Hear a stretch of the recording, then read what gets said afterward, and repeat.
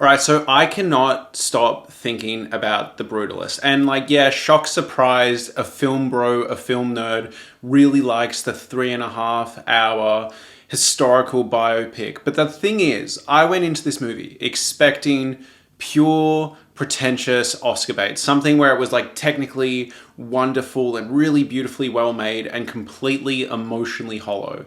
And the reason I feel compelled to do a whole video on The Brutalist is because I can't stop thinking about it. These characters have woven their way into my brain. And if this is actually the Oscar frontrunner, I think this is a fantastic choice and actually a surprisingly bold choice.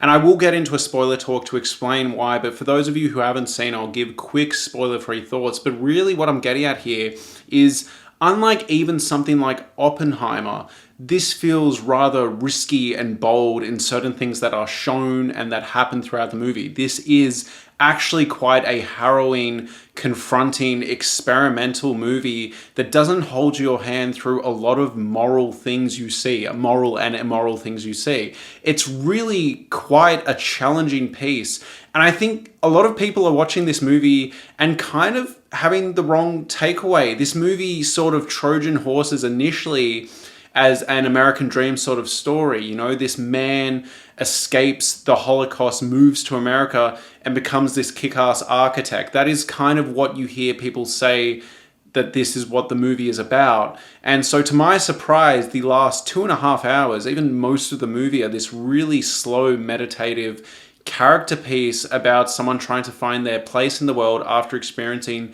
a great amount of trauma and also then being re-traumatized within America. It is not this like cool biopic about a great artist. And I think the people that are leaving the movie thinking that it's just this awesome story about an architect and like his life's work are sort of missing the point. I'm also wondering what movie they kind of watched, because very intentionally, like after the intermission, you realize that this movie is really not interested in closure around his architecture and instead really interested in this man's psyche and his life and what he has to endure. And yes, to an extent, how that then is reflected in his art, but we barely see him being the architect at a certain point.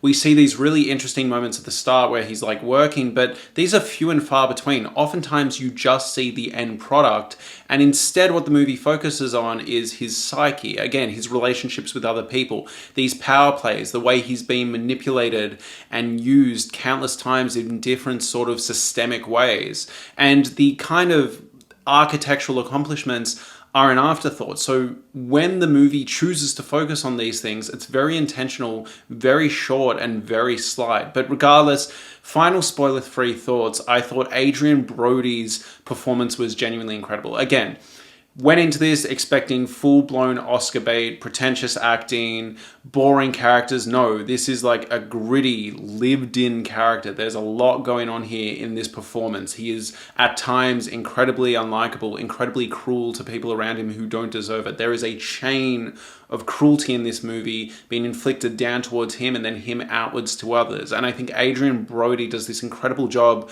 of never really being unlikable despite doing really unlikable things at certain points to certain characters. You understand where he's coming from, and it's just such a lived-in kind of performance. It really feels like Adrian Brody is a well-known actor, an Oscar winner, and he completely fades into this role. But Guy Pearce, the kind of sort of antagonistic but sort of not kind of like supporting actor in this, playing Harrison, is remarkable as well. There are shades of a sort of sassy, potentially homoerotic vibe that is established early on in this movie through Guy Pearce, but it's played to pitch perfect perfection where it's not overdone. There's just like a hint of it where you're like, what's going on here? He's hard to read. You have, initially he does these things that seem really kind on the surface, but you're sort of waiting for the other shoe to drop. And I think Guy Pearce does an incredible job of never becoming mustache twirling or never feeling overdone in a positive direction. So as a result, throughout the entire runtime of this movie, you're sort of on edge about this dynamic that is forming between this rich guy that is employing Laszlo, played by Adrian Brody, and whether or not he's going to become like financially abusive or a power-hungry maniac. I also think Felicity Jones as Laszlo Adrian Brody's wife, Erzsébet, is incredible. Sorry if I butchered that pronunciation, but I think she is genuinely excellent in this movie, and I've seen a lot of people feel like the movie loses steam with her character or they weren't as interested. And again, I feel like this is, not to sound cruel, a bit of an ignorant takeaway for this movie. Again, without getting into full spoilers, I think the subversive nature of this movie is initially, it feels like for the first hour, you're signing up for not a fuck yeah architect story, but a bit of like a biopic, a journey of the American dream realized. And when Felicity Jones enters the picture, when her character enters the picture and re-enters Adrian Brody's life, it is meant to feel like this sort of kind of clash of someone he used to be and someone he's currently trying to be. And I think people complaining about the pacing almost feel like they're reflecting the ignorant sort of attitudes and beliefs that Laszlo has throughout the movie of just, I'm going to put my head down and focus on the work rather than focusing on the people around me. That is kind of the core conflict of this movie, is the fact that he's trying to bury himself in the work and escape his past. And when his past re-enters his life, instead of being this joyous occasion, it feels like this burden. And it's just strange to hear all these critics complain that they didn't get the kind of like inspiring American Dream biopic and instead got this really slow, brutal character drama. It almost feels reflective of the kind of main character's fatal flaw. But yeah, Felicity Jones is incredible in this movie. Also, shout out to Joe Alwyn from Kinds of Kindness, a few Yorgos Lanthimos projects. He plays Guy Pearce's son, this rich brat, but it's interesting because initially he seems like the good one out of the two, and then throughout the movie you start getting really sinister vibes from him. And Guy Pearce starts off really confrontational, and then you get really good vibes from him, and then you start being like, oh fuck, I don't know. Overall, if this stuff interests you, it's an incredible movie. And the funny thing is, I think telling people that this is a biopic or like a really interesting story of a brutalist architect is kind of underselling the movie. I feel like there are a lot of like people in my life, if I explain that to them, they probably wouldn't be interested. But if instead I explain that this movie is about someone who cannot find their place in the world after the Holocaust and the clash of who they're trying to be with who they used to be, sounds like a more interesting pitch, but also is more accurate of what the movie actually is. And to get into my issues with other people's criticisms, as well as my spoiler-filled thoughts on different characters and their motivations, I'm gonna have to get into full spoiler discussion. So be warned, leave the video now if you don't want anything spoiled. Here we go. All right, so I cannot stand people, critics, that I've heard on YouTube saying that this movie is, at the end of the day, about the fact that sometimes the destination is all that matters. The ending to me, all right, so for those of you who don't know, Laszlo goes through just a brutal experience both in the Holocaust and then making this monument to this rich guy's mother, all right? This rich guy starts getting financially abusive, emotionally abusive to him and his recently kind of refound family living on this estate. This guy who has hired Laszlo starts being cruel and manipulative and mean, and this whole rich family starts really kind of persecuting and being awful to Laszlo and his family, almost feeling like they escaped one awful existence in the Holocaust to just be in another one, right? That is kind of the point of the movie. And at the end of the movie, we jump from this guy's death, like ages, right? Like 30, 40 years in the future or something. We jump way forward in time to this really strange epilogue where now Laszlo, the main architect we've been following, is now wheelchair bound, similar to his wife. He can't speak, he can barely emote. And his niece is then giving a speech, kind of speaking for him, and says the words at the end of the day, along the lines of, at the end of the day, it's not the journey that matters, it's the destination. Even though, as an audience, we've just spent 3 hours and 25 minutes on an absolutely devastating, harrowing journey with no real moments of victory, in my opinion. The moments where his architecture shines or he gets hired for jobs always have this sense of foreboding dread that something is going to go wrong. I just keep seeing people have this takeaway of like, yeah, so this movie proves that despite the awful journey you might go through, At the end of the day, your achievements can actually fix that. I'm like, I genuinely think you guys are missing the point. The movie presents this and then it shows Laszlo, and yes, we can't really tell what he's emoting, but he doesn't look particularly happy about this statement, about this kind of like presentation that's being done on his work. And in my opinion, maybe this is a lie Laszlo had to tell himself to get through life, and couldn't confront how awful his existence had been. So he's like, no, it's just about the journey. I just need to get the work done. But I think at this point in the movie, this is meant to be a really kind of ironic, awful, cruel twist of the knife. He's sitting there after basically pushing everyone away in his life and neglecting their emotional needs and like subjecting them to the awful abuse that he's also experiencing from Guy Pearce, and he's now withering away while someone who's previously been mute the whole movie and went away at a certain point in the movie is now speaking for him and saying, hey, the journey doesn't really matter. When it is shown and clarified that like throughout all his works, he is weaving in Holocaust imagery. So it's like, clearly the journey does matter. This completely shaped him. And there's one of two ways to read this. If Laszlo does actually stand by this statement and believe this statement, and this is genuinely his statement, I think as an audience, we are meant to be sitting there going, what a shame. This man is clearly in denial. And this is kind of solidified to me because the moment she says that, the movie really abruptly ends out of nowhere. I thought the whole epilogue was going to go 45 minutes and we were going to see what his life was like this. But the movie just cuts off out of nowhere and plays this really strange, upbeat, jaunty music. And in my opinion, that was meant to be like really kind of awful and sort of that thing of playing happy music over something devastating and sad, similar to the ending of The Kid Detective, if you've ever seen that. But that's what the vibe I was getting. I was like, oh, they've just kind of exposed us to 3.5 hours of just like an awful, awful story of this poor man's life, just to be like, fuck yeah, it was meant to be kind of a awful, cruel joke, the same way life has been cruel to Laszlo. But I keep seeing these critics being like, yeah, like it ends on a positive note and like an interesting takeaway that like sometimes the destination is worth it. I'm gonna fucking call it. I do not think the destination is worth it. This guy's wife is gone. He is wheelchair bound. People are speaking for him. And he, in my opinion, seemed really kind of torn and devastated in that moment. And again, it might be because he's nonverbal and we can't really tell what he's thinking, but that was the vibe I was getting. And it felt really just kind of like awful that then all of this pain and trauma has been summarized into this seemingly dismissive quote. And even if you want to go with the idea that this is something Laszlo has said to characters around him, I think having it mirrored back to him in that moment probably doesn't feel great. Sort of that thing of like, I can say that, but can you?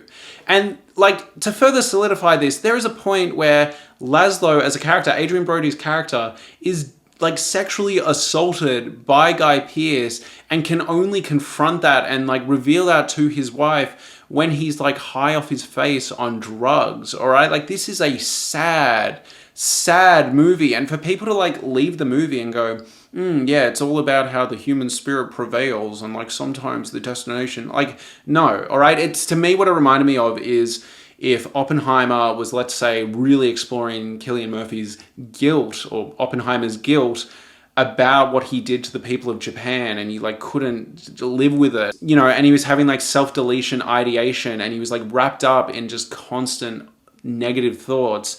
And then at the end of the movie, to appease everyone in America, he does a press conference going like, and sometimes you got to do what you got to do. And then it like zooms in on his face and his like eyes are quivering. And clearly he doesn't feel that or believe that. Or if he does believe it, we are meant to be horrified as an audience. That's what this ending felt like to me. It felt like you were meant to be sitting there being like, really? After 3 hours and 25 minutes of constantly depriving us of destinations, we constantly don't get to see the fuck yeah architecture moments that you would expect in this movie. We don't see massive emotional payoffs. A lot of stuff happens off screen. Time and time again, we don't see Guy Pearce's death. We don't see certain things that are implied between Joe Alwyn and Adrian Brody's niece. All these like little payoffs we don't get, we are deprived of time and time again throughout this movie. The destination we are deprived of. For people to sit there and go, oh yeah, no, it is really about the destination. No, that is meant to be ironic. It is purely about this awful journey. So I had to debrief on that. Let's talk about Guy Pearce's character, because I found him incredibly fascinating. So first off, his introduction is basically, you know, Adrian Brody is designing this beautiful library for his mother, I think. Oh, no, he's just redesigning a beautiful library, right? For Guy Pearce as a surprise present from Guy Pearce's son. Guy Pearce bursts in, goes, "What are you doing? I've got my sick mother. I didn't authorize this."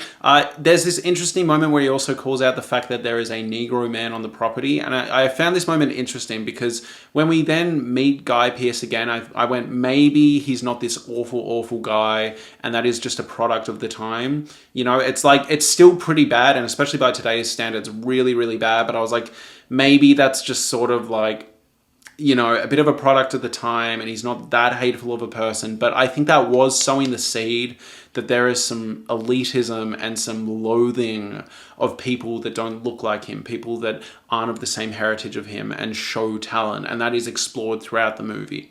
So again, not to sound super ignorant, I do not think subtle casual racism is okay. I just thought maybe that like he was going to be one of these characters that is like flawed, but not too bad. But no, he is bad. And the shoe really drops when Guy Pearce and Adrian Brody are having kind of this bromance. There are slight homoerotic vibes. He really looks up to him. He's like showing him off to everyone around him. And it feels earnest. It feels genuine. It seems like he's genuinely really respectful of Laszlo's talents and abilities. And then there is like a complete hard switch after the intermission. So the intermission kind of happens when Laszlo and Guy Pearce are really, you know, moving and going to make this monument to Guy Pearce's mother. Intermission, cut back. Oh, now Adrian Brody, Laszlo's family has been found. His wife is back. She's in a wheelchair. Adrian Brody seems a bit disappointed in this, or kind of like, I don't know, like his reaction is really interesting. But regardless, Guy Pearce, basically the moment Laszlo's wife re-enters the picture, starts peacocking, starts getting jealous. I think that is why I picked up on a slight homoerotic vibe. Also, the scene that happens later, right? But like, there's this jealousy and resentment of Laszlo having a life and people outside of Guy Pearce that Guy Pearce seems really annoyed by. Now, you could perceive this as just like, oh, she's distracting you from the mission, from the vision of this, you know, monument to my mother we were meant to be making. But the movie just instantly takes a dark turn. Guy Pearce throws a coin at Laszlo at one point and makes him pick it up, which does feel like sort of a microaggression to, like, it feels like an anti-Semitic thing, whether he intended it that way or not. It feels really, really strange and this awful power grab. And this is like the first, like, it's embarrassing Laszlo in front of his wife. And like, Laszlo's probably been like, oh, you know, we're on this great estate and he's taking care of me and I'm building this amazing architecture, blah, blah, blah, blah, blah, blah, blah. And now he's getting humiliated. And like from there are just these moments where Guy Pearce will push and pull. He'll start being good again, bad again, and then it just gets awful. There's this scene where Laszlo is passed out, drunk, or high of heroin, and yeah, Guy Pearce sexually assaults him very quickly, very abruptly, and while doing it, says something along the lines of, you people always complain about being the most persecuted people or being persecuted, but you bring it on yourself, while inserting himself into Laszlo. It's awful and horrific and harrowing, but it really effectively sums up this tension with Guy Pearce that we saw throughout the movie. There's also this point where playfully, it was around the time of throwing the coin at Laszlo, he says something along the lines of like, I am jealous of Laszlo and his talent. But there's this brief moment where, even though this could have been perceived as friendly admiration, you know, just like, oh, I wish I had your talent. It's like the way he says it, the way he lingers the pause, feels really awful. On top of that, I think he's resentful that Laszlo has a wife that, at least to him, he really loves and is, you know, happy about. You know, from the outside, Guy Pearce can see this. And I think he's jealous because either he, again, really wants Laszlo to focus on the work they're doing for his mother's monument, or there is sort of this like kinship and yeah, this slight homoerotic tension that he had for Adrian Brody that now he feels that the wife is back is in the way of that. And also, I do think Adrian Brody, Laszlo, feeds into this Two, do not get it twisted. I think one of the most fascinating things of this movie, Siri, please, one of the most fascinating things, Siri, stop. I also offer memberships to this channel. And right now I am going through every single show and reality show I've watched last year. So basically all of it ranked. On top of that, I did every single movie I watched, best of and worst of, on my memberships only. After that, I'll also be putting up to a vote where members get to vote for what I cover every fortnight. And I'll also be covering every single thing I watch throughout the month. So you get fortnightly or monthly podcasts about everything I've watched that can't make the main channel. You're also getting everything I watched last year ranked, as well as member voted things. So there's no better time to get a membership. Please consider it. It's like a cost of a cup of coffee and it really helps out the channel. The most interesting things of this movie is the fact that, yeah, before the intermission, the first hour and a half, sure, it does look like it's kind of going to be this slightly tension-fueled kind of story of the American dream and this architect redefining brutalism, right? After the intermission, when his family comes back, it almost has this vibe of like fun's over. You know, his wife is in a wheelchair. She needs constant care and help to go to the bathroom, etc., etc. And Laszlo, whether he never really says this out loud, but he genuinely starts to feel, I wouldn't say resentful, but almost burdened. You know, I was having this really good time becoming this architect I've always wanted to be after having it taken away from me during the Holocaust. You know, I'm pretty sure the vibe I got was that Laszlo was a really prolific, successful architect before the Holocaust, and he thought that was pretty much taken away from him during it. And then when he got out of it, Guy Pearce represents this new opportunity for him to build a name for himself again. And I think Laszlo seems a bit like, oh, I started getting used to the rhythm and the groove of my new life, and now you're back in the picture. And it's kind of complicated because I think Laszlo did always know that his wife was still alive. They were getting letters back and forth between the niece and Laszlo, I believe. And so he did know, but it's almost like it's not real until it's there and tangible. I think he thought getting her back was such an insane prospect because he wasn't rich and from privilege. And then when he enters Guy Pearce's world and the friend is like, hey, I can actually like go find her. Like I can bring her back for you. I think he is really excited.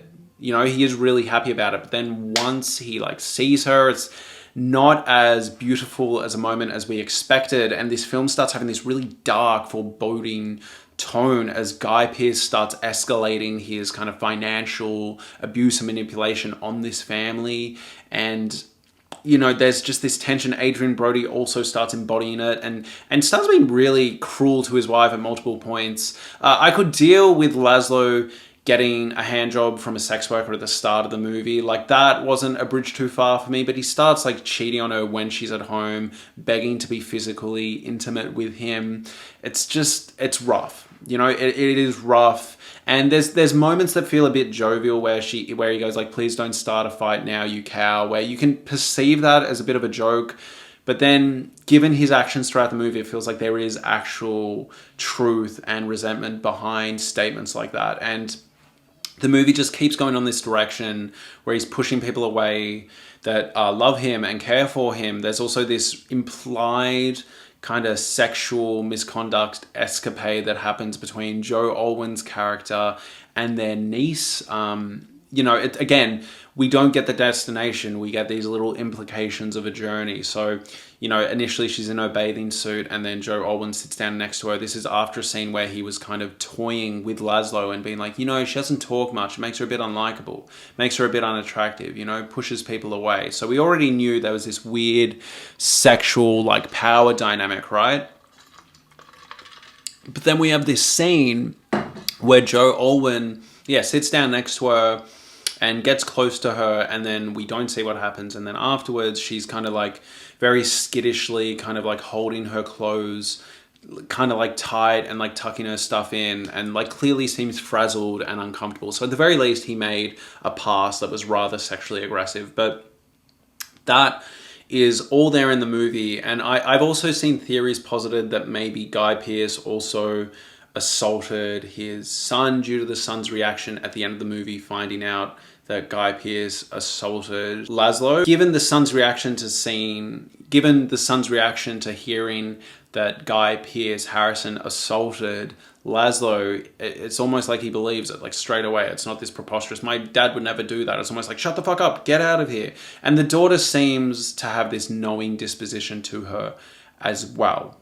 So whether Guy Pearce has done this before, or always given homoerotic vibes, or whether it's just because he's such a power-hungry monster that they wouldn't put it past him subconsciously is really interesting. Also, I don't think the sexual assault itself is confirmation that Guy Pearce is full-on gay in this movie. I do actually think this is one of the best demonstrations of that sort of thing being used as a power grab. What he's saying to Laszlo as he's doing it is cruel and clearly trying to put him in his place. He clearly has some disdain for foreigners that are more talented than him, and their only talent isn't just money. But I do think this sort of like personality-based resentment that Guy Pearce has towards Laszlo for having a wife, for having a nurturing family, for just kind of this envy over the initial friendship they had and bond they had, does feel a bit intense, does feel a little queer. Super interesting stuff. Felicity Jones's character, also Laszlo's wife, Elizabeth, is super, super interesting. There's this moment towards the end of the movie, this shot where they show this woman who has barely been able to walk, and not just like difficulty walking, wheelchair bound. Now, osteoporosis can get better sometimes, but there are literally scenes where she needs to beg Laszlo to pick her up and take her to the toilet. That's not something she can do with herself, even with a walker. She needs his help and assistance. And I found it really interesting that when she finds out that Laszlo was assaulted by Guy Pearce's character, Harrison, that's the first time we see her walk, and she's out there with a walker, kind of like hauling ass to confront Harrison. And I just found that kind of like a beautiful testament to her love for Laszlo, I don't think she was necessarily faking her injury, but I think it's interesting that, she really wants Laszlo to help her throughout the movie and really needs that help. And I do wonder if part of that is this like confirmation that Laszlo still cares. But, when push comes to shove, when her emotions are heightened enough, and with that passion, she's willing to put herself through that pain and discomfort to confront Guy Pearce. Again, not saying she was like faking her injury at all, but kind of like a beautiful moment. And the confrontation is straight to the point, gasp-worthy moment for sure. And even though we don't know any of these like important people that are at the dinner, it's a very like profoundly kind of confronting moment to hear it put like that and actually have it kind of verbalized that way. I genuinely thought after it happened in the movie that it might have been some like metaphor for the American experience towards immigrants, like this metaphorical grape, right? But like, no, like they actually reference it. It's not just like a metaphor that the movie completely abandons and never addresses again. This is the pivotal core moment. On top of that, it also informs Adrian Brody's kind of moral pitfalls, right? Like after he is assaulted by Guy Pearce, he starts being outwardly cruel to the man that he was friends with throughout the movie, the one that helped him build the library. He kind of spits out some of the cruelty that was done to him by his cousin that he started the business with at the start of the movie. He's cruel to his wife. He doesn't really notice what his niece is going through. It starts a real moral downfall, and that's obviously like a trauma response. But I just think it's such a good movie. And I love that afterwards we don't see Guy Pearce, like obviously, right, he self-deleted. Like, let's be real. You also hear a line where a policeman goes like, we found something over here, or someone says, there's something you want to see. But I think the interesting thing about this moment is the world's most obvious shot, right, is they go into the mother's monument and then the Holy Cross light is shining down and Guy Pearce is like strung over, dead in the center of the monument. And they show the monument and Guy Pearce isn't there. And I liked that. I like that. Like any other movie would have done that. We know off screen something happened to him, and that's all we need. That's all we need. And again, that's why I find the ending message of the whole, it's about the destination of the journey, so strange and thought-provoking, and like in an insane amount of contrast to the rest of the movie that has kind of deprived us of conclusive kind of ending moments to multiple characters. The wife dies off screen. The niece leaves for an extended period of time, comes back looking completely different. We miss Laszlo's true architectural arc. Like we find out about this insane career he had like afterwards. we spent 3 hours and 20 minutes on an architect's journey, which is why I kind of disagree with people's takeaway and summary of this movie. But we skipped that. You know, we find out that he became this prolific, huge, extraordinary architect afterwards, after what we saw. And that's why, yeah, I disagree. I also think, yeah, people's criticisms of this movie dragging in the second half or not being interested in Felicity Jones's character as much speaks to maybe an American sensibility. Like, maybe some people are going in wanting a beautiful, awesome reflection of the American dream instead of what this movie is trying to be, showing that sometimes, like, it can chew people up and spit them out. And, you know, that is kind of summarized in that scene where Laszlo is like losing his shit in the car, being like, they don't want me here. You know, I was working with my cousin and he just came up with a bunch of excuses to kick me out. You know, and the wife and the cousin and Laszlo were all kind of in this like challenges sort of like sexual tension where they're all rubbing on each other while getting high and drunk. And then, you know, randomly the cousin is just like, I don't want you around, my wife's uncomfortable, which we all knew was bullshit. He just didn't want Laszlo around anymore. And it felt like Laszlo throughout his life kept having to deal with people that were intimidated by his genius, intimidated by what he could be, and wanted to shoot the wind out of his sails and wanted him gone. And that's why, yeah, Laszlo breaking down and being like, they do not want us here. Do you understand? Is so good. And I like that this movie, I guess one of the obvious things, if it was more like There Will Be Blood, you know, There Will Be Blood had Daniel Day-Lewis and Paul Dano's character in competition, one religious, one oil man, just fucking like that, right? And I expected this movie at a certain point, you know, Felicity Jones's character to break down to Laszlo and be like, you know, we escaped one Holocaust and now we're here suffering just as much, but in cruel, sneaky, different ways. But it's never spelled out to us. We instead almost realize these people that have escaped such an awful situation that they will tolerate clear financial abuse, awful manipulation, and just deal with it because they're telling themselves that it's better than where they came from. And like, I guess objectively speaking, it is, but by like what? Like a fucking bee's dick, right? Like it's awful. It's an awful existence and is not reflective of what America should be, what the American dream should be. It fucking sucks. And yeah, I just find it so strange that people are actually leaving this movie and leaving it like with a sense of aspiration and like, yeah, sometimes it is about the destination, not the journey. I'm like, bro, that is meant to be a tragic summary of what we just saw. That journey needs to be confronted. And I think, yeah, again, if Laszlo believes that's because he's burying stuff down and he's convincing himself of that, because otherwise he's probably going to like, you know, put a gun in his mouth, like after how he treated his wife. And also like there'd be some guilt from Laszlo for bringing in his family to what initially seemed like a really good setup, just to realize the awful like effects it had on all of them. You know, I don't know. I can't stop thinking about this movie and that ending. That fucking ending feels like an insult in the best way possible, to have someone else speaking for him, someone that left the movie and was mute. And yes, that's not to say she doesn't have valid interpretations or experiences. But yeah, there's a point where she like leaves the movie and misses some of the most awful stuff to just, yeah, get up and be like, yeah, sometimes about the destination, not the journey. You'd almost be hoping that even if that is something that Laszlo has said before, she would read between the lines and kind of understand that that's not the world's best summary. And again, he's like weaving in the journey to all his pieces. Like, it's just, maybe some of these characters believe it, but I don't know. Like I especially that awfully kind of weird out of place music that the movie ends on, this like fuck yeah kind of EDM disco music, is bizarre. And I think it's meant to be bizarre. It almost feels Yorgos Lanthimos-y with Kinds of Kindness, the way you would just watch some cruel demented shit and then it would end with some like sappy funny overdone music. Speaking of which, Yorgos Lanthimos' wife plays the older version of the niece, speaking at the end.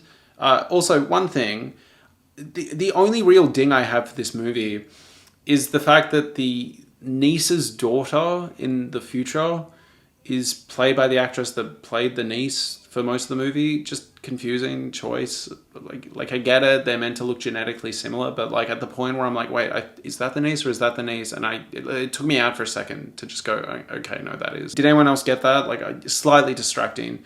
But one thing I want to commend is this movie, pacing wise, excellent. 3.5 hours, felt like 2.5, I reckon, if not shorter. I could not believe we're at the intermission when we were. hour 45 minutes? Are you fucking serious? Like the intermission came on. I'm like, oh, cool.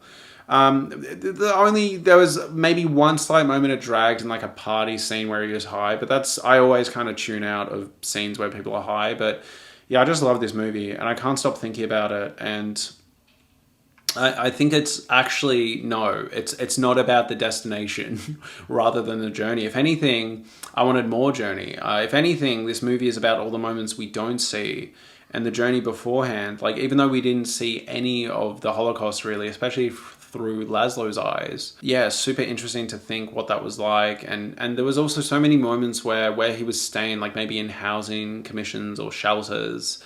It also gave Holocaust imagery. There's one moment where he starts living with, I forget where it was in the movie, but there's this moment where he comes out of this bed. It's like a bunk bed, and there are a bunch of beds. And yeah, it looks like Holocaust imagery, and you see that throughout the movie. And I almost think, I'm not complaining about the movie because it was obviously for people in the audience in this presentation, but I'm surprised so many people were like, oh, we realize that all his architecture is kind of reflecting Holocaust designs. I'm like, no, that made sense to me for sure. And I also think it's this poetic fuck you to Guy Pearce's Harrison, this idea that Adrian Brody was making this monument to his mother while being kind of like mentally and financially imprisoned by Guy Pearce. He was then making this monument that Guy Pearce was going to spend a bunch of time in that is reflective of the world's most horrific, awful kind of prison-like system, right? Just really interesting stuff. And this movie is so thought-provoking. I just think it's, yeah, really strange to see all these reviews being like, yeah, it's a pretty good biopic. You get a real sense of like brutalist architecture and like what he accomplished. What did you watch, man? Again, it feels like if you've left Oppenheimer being like, yeah, you got this really cool message of a guy that redefined the nuclear arms race. You know, like, I don't know, but I see that as like a common thing, and I am floored and surprised. But yeah, this movie was not Oscar bait. I was, yeah, really surprised by how disturbing some of the ideas were, how avant-garde the ending and the epilogue was, as well as the structure. The film looked stunning. But yeah, just like all these like super disturbing sexual scenes, really uncomfortable imagery, really brutal character stuff, really cruel stuff towards particularly some of the female characters throughout the movie, as well as Adrian Brody himself, and some lines, like the line about persecution while Guy Pearce is assaulting Laszlo, are really, really disturbing and not something I would typically expect to see in Best Picture winners. I thought Oppenheimer was a safe version, a sanitized version of the movie I wanted to see, in my opinion. I really wanted something that confronted the horrors of Hiroshima like head on, and I thought Oppenheimer didn't really care that much and instead focused on, oh, look how America persecuted him, this guy that invented the bomb. They thought he was a communist even though he was sleeping with two communists. But regardless, like, the reason I say this is oftentimes Oscar bait are kind of safe versions with real good production design, like Lincoln and J. Edgar, I think the movie was, stuff like that, or a lot of Clint Eastwood's movies. But no, this did not feel like Oscar bait at all. This movie went hard as fuck. This movie slapped. This movie had grit and vision and style and was genuinely uncomfortable and disturbing and bold, and I don't think is that easy to digest. And I think a lot of these reviews I'm seeing that I disagree with are trying to digest an incredibly complex movie in a really simple way. Regardless, thank you so much for watching. If you enjoyed this video, please consider subscribing. I also offer memberships to this channel. And right now I am going through every single show and reality show I've watched last year. So basically all of it ranked. On top of that, I did every single movie I watched best of and worst of on my memberships only. After that, I'll also be putting up to a vote where members get to vote for what I cover every fortnight. And I'll also be covering every single thing I watch throughout the month. So you get fortnightly or monthly podcasts about everything I've watched that can't make the main channel. You're also getting everything I watched last year ranked, as well as member voted things. So there's no better time to get a membership. Please consider it. It's like a cost of a cup of coffee and it really helps out the channel. Thank you so much for watching. Thank you so much for watching and have a lovely day.